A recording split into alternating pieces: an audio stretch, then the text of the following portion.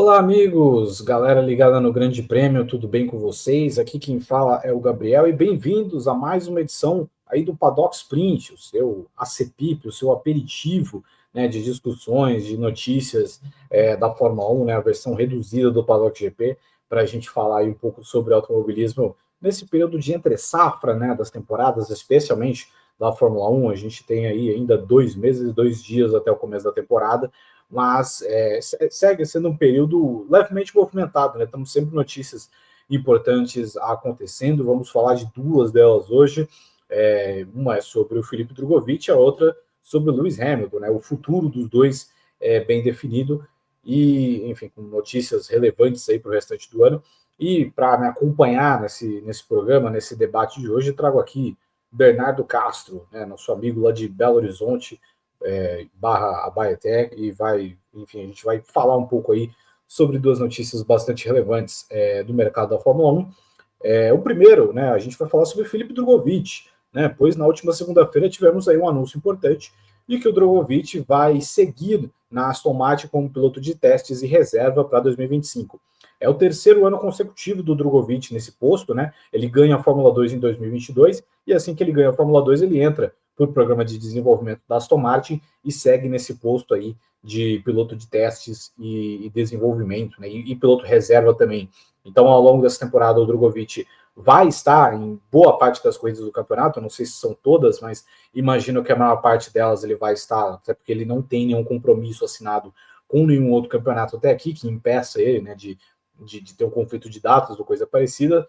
Vai fazer, claro, muitos trabalhos no simulador lá na fábrica da Aston Martin, né, no novo campus que a Aston Martin inaugurou recentemente em Silverstone, além também de fazer os famigerados, os TPCs, né, Test of Previous Cars, né, os testes de carros antigos, né, que esse ano, inclusive, eles vão passar por uma limitação maior, né, a Fórmula 1 ela impôs, junto da FIA, uma limitação de quantos dias, né, os pilotos podem testar esses carros que datam de 2 anos para trás, né, então o Drogovic vai poder andar no carro de 2023 agora, mas tem um limite de dias que eles vão poder fazer isso, um limite de quilometragem também.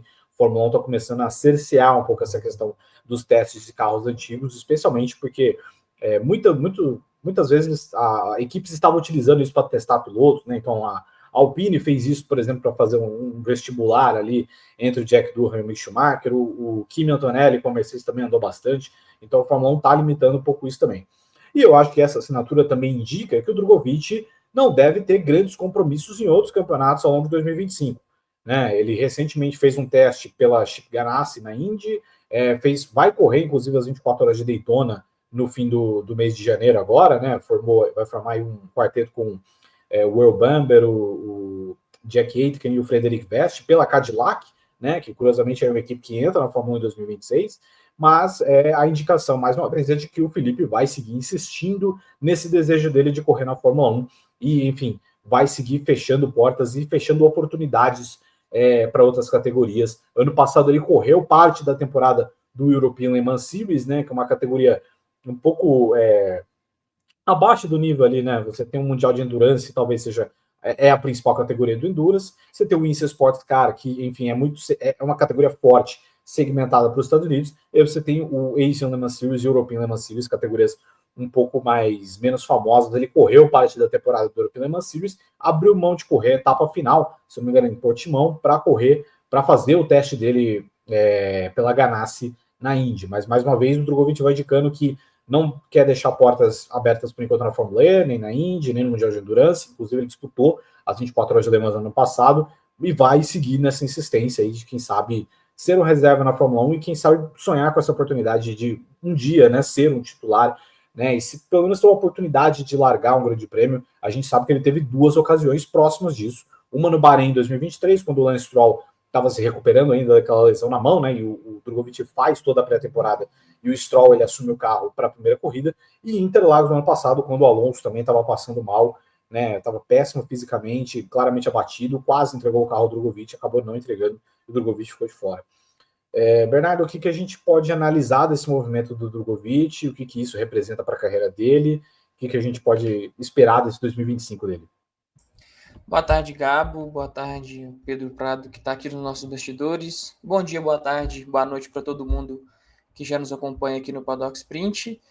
Bom, é um movimento que vai colocando a carreira do Drogovic no automobilismo como um todo cada vez mais em risco, porque não acho que seja necessariamente um problema ele querer continuar focando na Fórmula 1, se ele acredita que vai ter alguma oportunidade ali no futuro. Se você quer estar na Fórmula 1, de alguma forma você precisa estar ali no circo, estar no radar das equipes, você precisa ser visto e aproveitar as oportunidades que surgem para você quando você pode correr ou quando você pode ir para a pista, que seja num treino ou num teste qualquer. O único problema é que o Drogovic já está indo para o terceiro ano consecutivo dele, quase que sem fazer uma temporada completa em alguma categoria. Depois que ele foi campeão da Fórmula 2 em 2022, ele ficou 2023 sem correr, fez ali só algumas atividades com Aston Martin, simulador, testes, correu em 2024, como você bem citou, no European Le Mans Series, e até fez as 24 horas de Le Mans também. Em 2025, até então, ele só tem confirmado, né, a participação nas 24 horas de Daytona. Então, isso, querendo ou não, por mais que ele consiga andar bem nos testes que ele faz com Aston Martin e tudo mais, é completamente diferente você andar bem em um teste, em uma sessão única, e outra coisa é você ter um ritmo competitivo suficiente para você se manter um piloto consistente ao longo de uma temporada, ao longo de um ano. E essa consistência, obviamente, você só consegue com experiência, tendo mais quilometragem, mais experiência de fato com corridas em si, que é ali quando você aprende a disputar posições, gerenciar pneus de fato e todas essas coisas que envolvem uma corrida. Então, assim, é meio que uma faca de dois gumes essa decisão dele. Por um lado, acaba sendo um pouco positiva, porque ele está ali no radar da Fórmula 1, continua ali no meio, continua na equipe, mas por outro é ruim porque é mais um ano que ele vai seguir como reserva.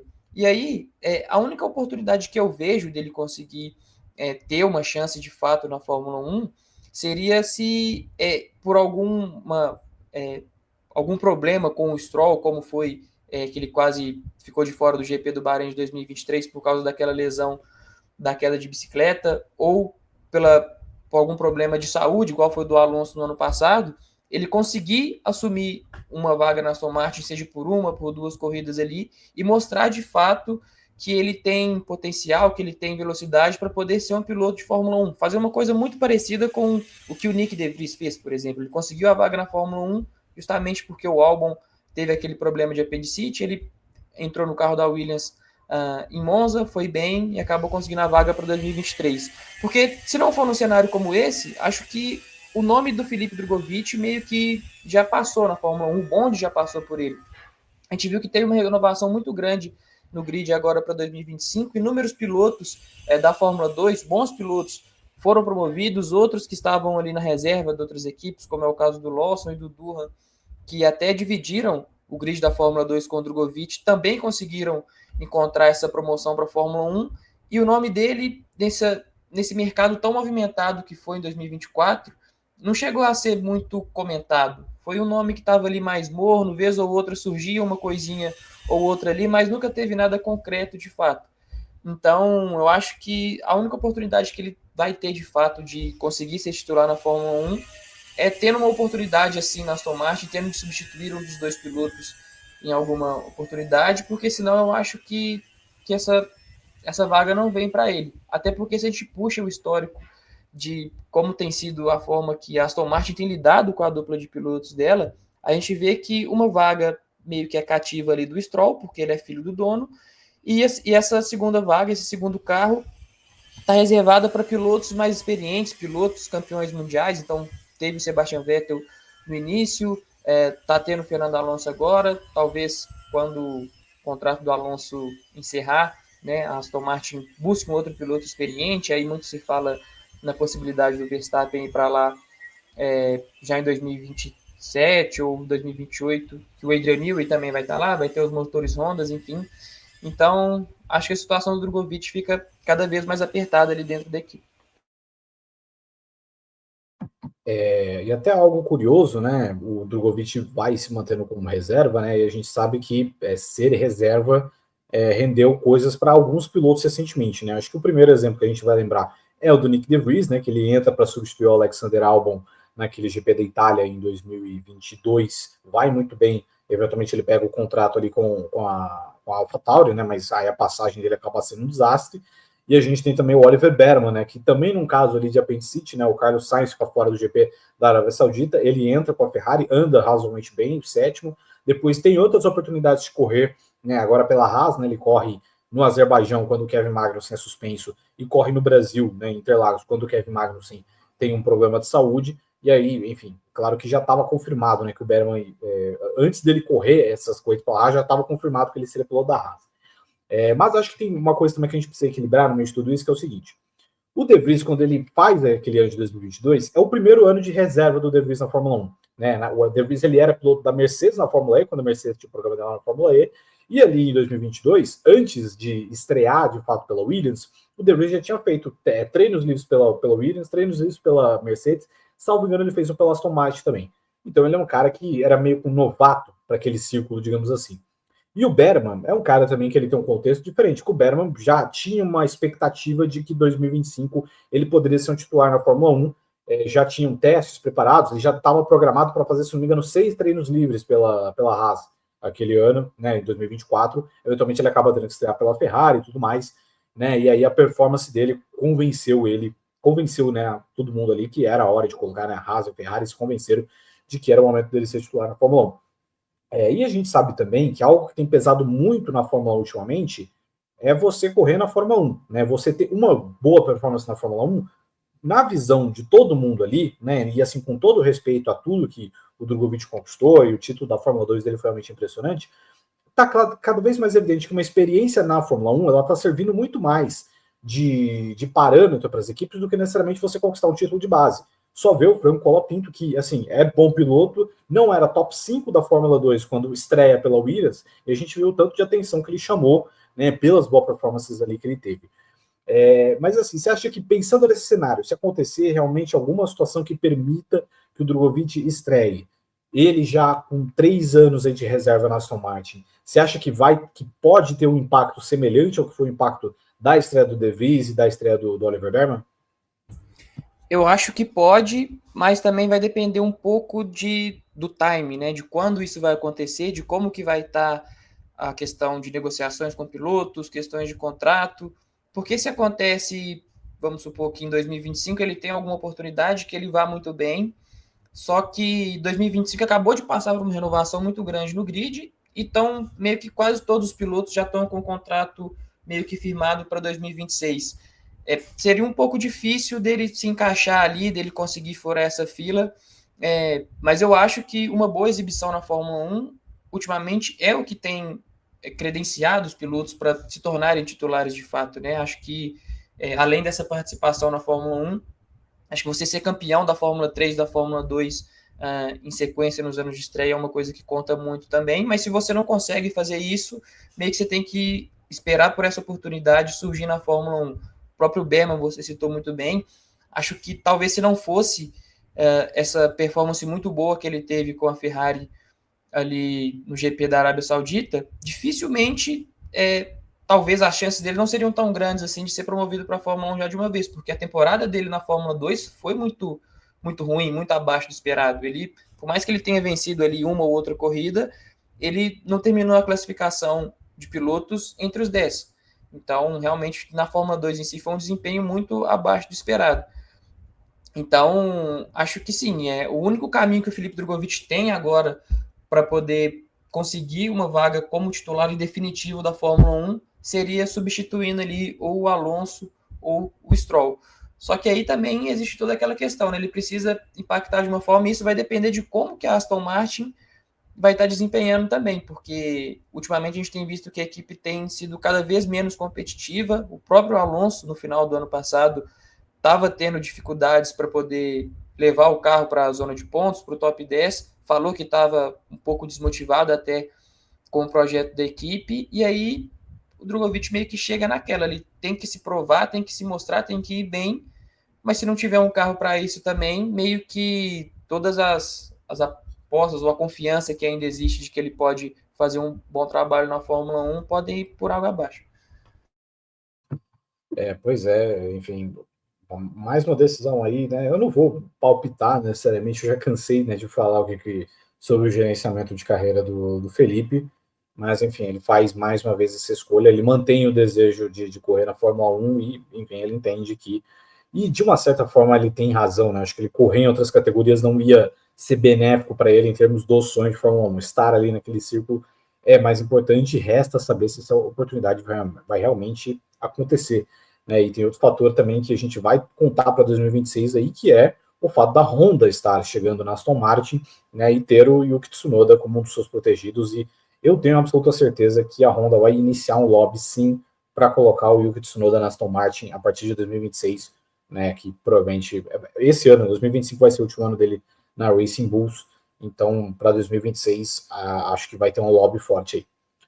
Bom, mudando de assunto, vamos para Lewis Hamilton agora, porque finalmente temos data, né? Temos data para a estreia oficial, né? Não oficial ainda do Lewis Hamilton, mas a estreia dele, né? A primeira vez que ele vai entrar no cockpit de um carro da Ferrari, segundo aí a revista italiana, a Auto Racer, a Ferrari já programou testes do Lewis Hamilton com a Ferrari F175, né? O carro da temporada de 2022, no próximo dia 22 de janeiro, né? Ou seja, daqui 8 dias, e no dia 20 ele vai fazer a primeira sessão de testes no simulador da Ferrari lá em Fiorano. Né? E o Charles Leclerc também deve participar dessa mesma sessão. Mais importante também a gente lembrar que depende de uma questão aí climática, né? Porque, para quem não sabe, está muito frio na Itália nesse momento. Fiorano normalmente está com uma máxima, por exemplo, hoje em si, né, neste exato momento, a máxima em Fiorano é de 3 graus. Né? Então a gente vai ter dias muito frios aí. E é claro, às vezes fica muito frio, não é o lugar ideal para testar, né, um carro de Fórmula 1, né, porque o carro depende muito aí da temperatura, né, de você achar a melhor aderência dos pneus, quando a pista está muito fria, acaba sendo mais complicado, então pode ser que esse teste seja postergado, dependendo da condição climática que a gente vai ter em Fiorano nesse dia. Mas aí, Bernie, queria que você falasse primeiro sobre a expectativa, né, desse primeiro teste aí do Hamilton com a Ferrari, esse experimento que ele vai ter por lá, né, correr com o carro antigo antes da pré-temporada, e também a respeito da escolha do carro, que eu achei razoavelmente interessante, porque, né, a partir de 2025, a Ferrari ela pode começar a testar o carro de 2023, mas a opção foi por manter a F175, que é o carro de 2022, né, aquele carro que marcou ali, né, o início da nova era, né, do novo regulamento aerodinâmico da Fórmula 1, cuja Ferrari inicia bem o campeonato, mas depois sofre com a confiabilidade e é atropelada pela Red Bull. Enfim, e é bom lembrar também que na próxima semana, depois desse teste em Fiorano, também vai ter a Ferrari reservou o circuito de Barcelona na Espanha para mais testes do Lewis Hamilton também com carros antigos. Pois é interessante esse movimento que a Ferrari está fazendo, porque eu não lembro, pelo menos, não sei se pelo fato de ser Hamilton e Ferrari, essa questão desses testes estão repercutindo mais, ou se de fato tem tido um cuidado maior por parte da Ferrari em ajudar o Hamilton a se adaptar ao time, mas ela reservou todos os 1.000 quilômetros só para o Hamilton, né? O Leclerc, em pista de fato, o Leclerc aparentemente não vai participar, vai estar mais nessa questão dos simuladores. É interessante ver, né, que está tendo de fato ali um cuidado, um projeto para que o Hamilton chegue da forma mais confortável possível ali na equipe. Quem sabe, se for aproveitar o embalo de como estava no ano passado, brigando por eventuais vitórias e coisas nesse sentido. Mas me surpreende também, de certa forma, a escolha pelo carro de 2022. Talvez ali pelo fato de o carro de 2023 ter sido um pouco mais problemático, um pouco menos vitorioso do que foi o dessas temporadas passadas, e da Ferrari já ter mudado completamente a filosofia de 2023 para 2024 e está querendo seguir um caminho um pouco diferente também para 2025. Talvez ela queira puxar algumas características do carro de 2022 ali, alguns acertos para ver se consegue casar com a parte final desse projeto de 2025. Não sei, né? Porque eu vejo pelo menos dessa forma, assim, a Ferrari querendo pegar um carro que era bom na época, né? Começou ali de forma muito interessante, era um carro muito rápido que podia fazer frente com a Red Bull, só que tinha como o principal ponto fraco o desgaste excessivo de pneus, acabava fazendo tanto o Leclerc quanto o Sainz perderem rendimento ao longo da corrida. Então, não sei, talvez acho que a Ferrari também quer juntar um pouco do útil ao agradável ali, enquanto ajuda o Hamilton a se adaptar à equipe, meio que tenta fazer ele extrair alguma coisa, alguma característica de um carro mais antigo que foi positiva e levar para o modelo atual. E até algo também que eu queria perguntar, que é bom a gente colocar para debate aqui, né, sobre essa limitação de testes da Fórmula 1, né? A gente sabe que a Fórmula 1 já há muito tempo, ela não permite mais que tenhamos testes entre temporada, durante a temporada, né? Era algo muito corriqueiro ali, né, nos anos 90, nos anos 2000, mas conforme o tempo foi avançando, a Fórmula 1 foi cada vez mais cerceando essa questão dos testes, né, colocando sessões, enfim, limitando as sessões, né? Então, teste mesmo, com o carro do ano, você vai ter o teste de pré-temporada, né, que acontece ali 2, 3 semanas antes do campeonato começar, e o teste de pós-temporada, né, que originalmente nem era para ser um teste de pós-temporada, era um teste, na verdade, de jovens pilotos, né? Então, já tivemos muita gente até, enfim, hoje em dia você para pensar, é até, enfim, estranho você saber que essa pessoa andou de Fórmula 1, mas era reservado mesmo para pilotos jovens, né, pilotos que não tiveram oportunidade de andar, só que aí começaram a utilizar isso de brecha, né, viram que tinham brechas ali para encaixar pilotos mais velhos, né, e aí teve um dia que era teste de jovens pilotos, estava lá o Fernando Alonso testando na Aston Martin, aí decidiram abrir mão disso, falando, é só teste de pós-temporada, pode colocar ali quem você quiser. Então, teste com o carro do ano, são só esses dois. E aí tem essa questão dos testes de carros antigos, né? Porque tem essa especificação, né? De você colocar carros com 2 anos de idade para poder andar e tudo mais, que não estão atualizados em relação a algumas questões aerodinâmicas da Fórmula 1, mas ao mesmo tempo baixam essa limitação a partir de 2025, que você tem no máximo 20 dias para fazer esses testes no ano, e enfim, complica um pouco mais, eu imagino, a aclimatação dos pilotos, né? E até um caso curioso é que o André Kimi Antonelli, ele vai fazer um teste, né? Ele fez um teste, se eu não me engano, com a Mercedes, com o W11, né? Com o carro de 2020, né? O primeiro carro ali da pandemia, ainda numa época pré-novo regulamento e tudo mais. Mas, enfim, foi o jeito que a Mercedes achou uma brecha ali para escapar, porque o W11 ele já não está mais, se eu não me engano, ou ele está no limite, ou ele não está mais incluído no regulamento dos testes de carros antigos. Então, Berna, eu queria que você falasse um pouco sobre essa limitação de testes que a Fórmula 1 tem colocado recentemente. Por um lado, ela é positiva, porque a gente está num período que as equipes estão tentando cortar os gastos, né? Tem o teto orçamentário da Fórmula 1, estão tentando tornar o esporte mais sustentável, até para ser um pouco mais atrativo para outras equipes também, de repente, chegarem no grid. E você limitar essa quantidade de testes, você acaba cortando consideravelmente os gastos, porque por mais que seja só um treino, alguma coisa nesse sentido, custa bastante para as equipes, né? Existe todo o deslocamento do equipamento, os números de engenheiros que tem que ir para a pista, às vezes tem que reservar o espaço na pista ali para poder fazer essas atividades. Existe um gasto todo com o carro, com a manutenção do modelo. Então, eu acho que reduzir esses testes de certa forma acaba sendo interessante pelo caminho que a categoria está querendo seguir.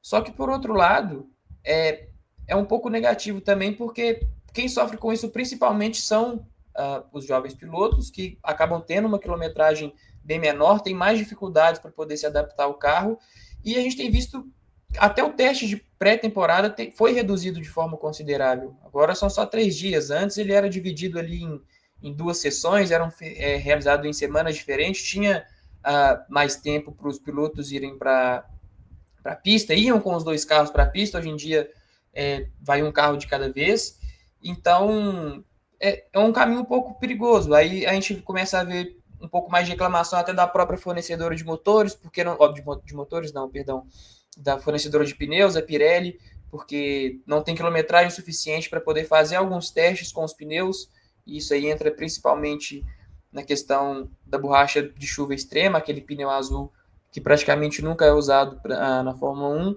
Então, acho que a categoria tem que encontrar um balanço entre isso tudo.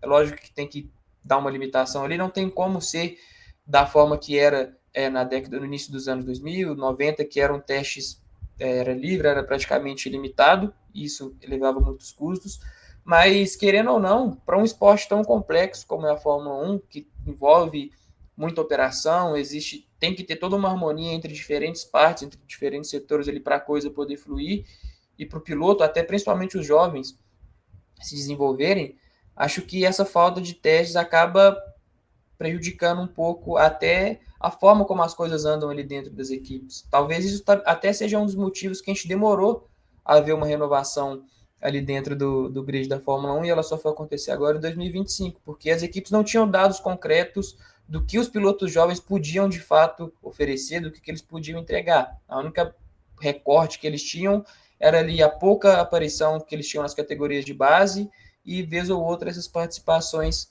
que eles fizeram como pilotos substitutos na Fórmula 1. Então, acho que ainda precisa encontrar um equilíbrio ali. Eu, pelo menos, acredito que se tivesse um pouco mais de flexibilidade com isso, todas as partes poderiam sair ganhando um pouco. Só para corrigir a informação que eu mesmo citei, né, a partir desse ano, os pilotos titulares da Fórmula 1 eles podem andar até 1.000 quilômetros em 4 dias com os carros anteriores, né? A sigla oficial é Test of Previous Cars, né? Ou seja, carros anteriores. E aí, outros carros, né, os novatos, como o caso do Antonelli, eles podem andar até 20 dias, e eles não têm quilometragem determinada, né? Mas por até 20 dias do ano. E aí, enfim, tem o W11, ele se encaixa no Test of Historic Cars, né? Ou seja, ele já não está mais apto para ser um carro anterior, ele já é um carro histórico. Então, terminando esse assunto agora, eu vou aproveitar o enseio para a gente falar do nosso novo clube de membros. É isso aí, a gente lançou o nosso novo clube de membros, o Grande Premium, que vem recheado de benefícios. Os assinantes terão acesso a conteúdos exclusivos, um novo Paddock Sprint só para assinantes, né? Do mesmo formato que a gente tem aqui, só que é exclusivo dos assinantes, além de clubes de descontos que oferecem muitas vantagens em lojas de vestuário, farmácias, lojas de artigos esportivos e muito mais. Também temos aulas de inglês, aulas fitness, aulas de pilates, telemedicina, assistência técnica remota de TI e muito mais.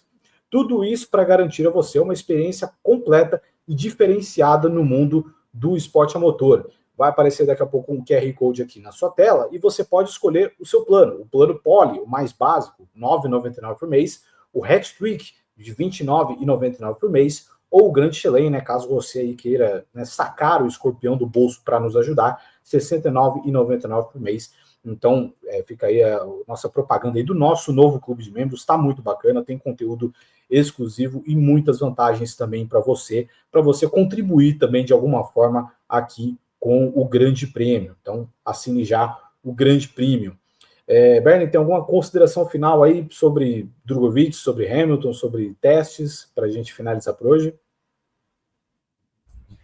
Não, acho que só dizer que achei como grande parte do público em geral que acompanha a Fórmula 1, tô animado para ver como é que vai ser esses primeiros passos do Hamilton junto da Ferrari, essa questão de ser o piloto mais vitorioso, com a equipe mais vitoriosa, que já está num grande período de seca. Eu acho que, independentemente do desfecho dessa história, ela vai render algumas coisas interessantes para a gente acompanhar ao longo do ano. É isso aí, galera. Fica aí o convite, é claro, para você deixar o like nesse vídeo, né? Ajudar esse vídeo a chegar a mais gente. Comentar aí o que você acha do gerenciamento de carreira do Felipe Drugovich. O que você pensa aí sobre esse primeiro teste do Hamilton aí em Fiorano, sobre os testes da Fórmula 1 também, as limitações que estão acontecendo. Deixe o seu like, a sua inscrição, o seu comentário, que é muito importante para a gente. Sintonize, busque, se a GPTV já está também na sua Smart TV. Na minha já estreou, já estou acompanhando aqui. Então, agradecerei a audiência de vocês se vocês puderem dar essa moral também para a gente. É isso aí, galera. Obrigado, Bernie, pela companhia. Obrigado, Pedro, pela assistência aqui na nossa parte técnica. E até mais.